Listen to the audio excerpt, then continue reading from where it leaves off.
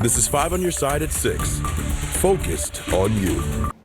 We do have an extremely low amount of women in the fire service overall. This is a nationwide issue. Tonight, the push to get more women into the fire service. A weekend-long camp is allowing women across the St. Louis area to dip their toes into the firefighting world. Good evening, and thank you so much for joining us at 6 o'clock. I'm Holden Krewicki. Brett Solomon has the night off. Today, 30 women attended the camp that's hoping to fill a void in fire departments everywhere. 5 on your side's Mercedes McKay takes us to the action in Florissant.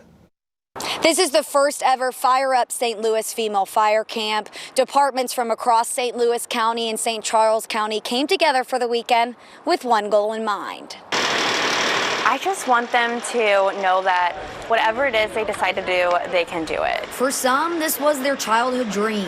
I have wanted to be a firefighter since I was 4 or 5 years old. For others, the desire came a little later. It really wasn't my first career choice. I wanted to be a meteorologist. No matter the path, though, there's one thing in common. I have always liked helping people, and I thought it was an exciting job to get into. I just really liked the environment and helping people. But a nationwide problem is stopping a key demographic from putting on the uniform. When you're out on the street, you see firefighters that are men. You don't see firefighters that are women. That's why departments across the St. Louis area dedicated this weekend to firing up females. I think the main reason we do it is a lot of times women don't think they're capable of doing this job. Kristen Trope and Kate Freshman put the 3-day camp together in just 4 months after getting the idea from a training conference back in September. We feel like this will give the women a completely judge-free and empowering environment that they can try out our field. From classroom sessions to hands-on experience to putting it all together at the end and running a house fire simulation.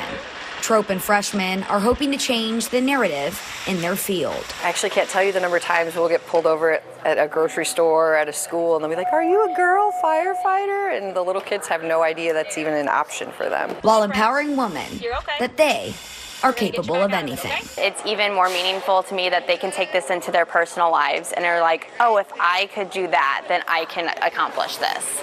The camp will continue on Sunday from 8 a.m. to 5 p.m. The organizers are hoping to make this an annual camp. In Florissant, Mercedes McKay, 5 on your side. The camp is for women aged 18 to 40, and organizers say for the coming years, they are going to have a scholarship to honor a fellow firefighter that died, allowing them to carry on her name throughout the camp. The fire camp wasn't the only camp being put to work today. Today was the 7th annual Be Their Muscle event at Parkway West. It's a collaboration between Burn Boot Camp and the Muscular Dystrophy Association. Participants spent the day on the field feeling the burn during a 45-minute workout session.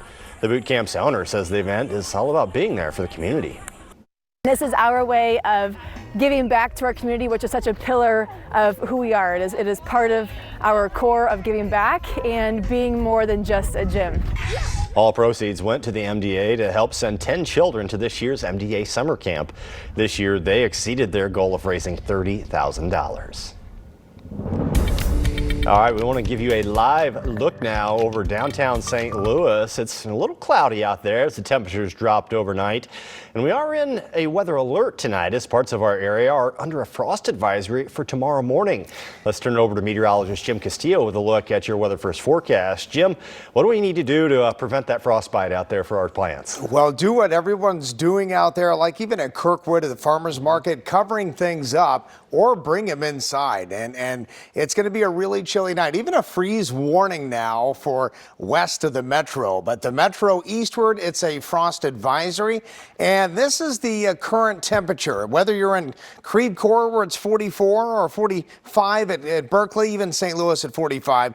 But it is obviously too early to plant those non-hardy plants and wait another week or two. And a lot of people say Mother's Day is a good time to wait before you start planting those non-hardy plants. So temperatures tonight, upper 20s, low 30s outside of St. Louis, mid 30s in the city. And here are the widespread freeze warnings and frost advisories all over the heartland. So for us, it is our western counties under that freeze warning where upper 20s and low 30s are likely. And then, of course, that frost advisory even around the metro. This is going to happen again tomorrow night. We'll talk a little bit more about that coming up in Maine Weather. Holden? All right, thank you, Jim.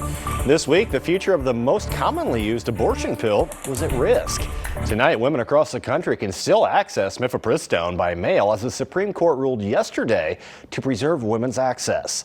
NBC's Bree Jackson reports from Washington with a breakdown of the decision and the next steps. The Supreme Court granting a stay, allowing the abortion pill mifepristone to remain available for now. The case now returns to a lower court. This comes after a Texas federal judge's ruling suspended the drug's FDA approval, raising concerns beyond the future of medication abortion. Justices stepping in on this issue less than 1 year after overturning Roe v. Wade.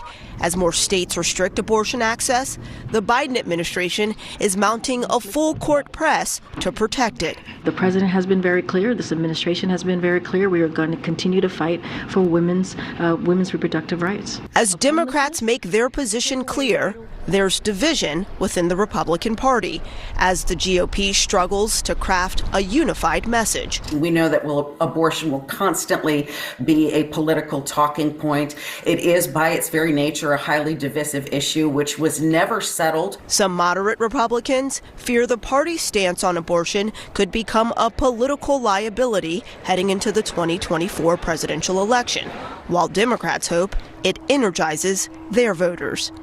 In Washington, Bree Jackson, NBC News. In response to the Supreme Court's decision, Planned Parenthood of the St. Louis region released this statement saying, in part, quote, "This is welcome news to the tens of millions of people who have held their breath to see whether yet again federal judges would abdicate their responsibility to uphold our fundamental rights to equal dignity and bodily autonomy." The St. Louis City Circuit Attorney's Office hosted a job fair today. They're looking to hire clerks, secretaries, investigators, victim service counselors, and more. Interested candidates can come out to the Carnahan Courthouse downtown. That was early this morning. The job fair comes as the result of a series of resignations over the past week since Missouri Attorney General's office launched a legal effort to remove Kim Gardner from office.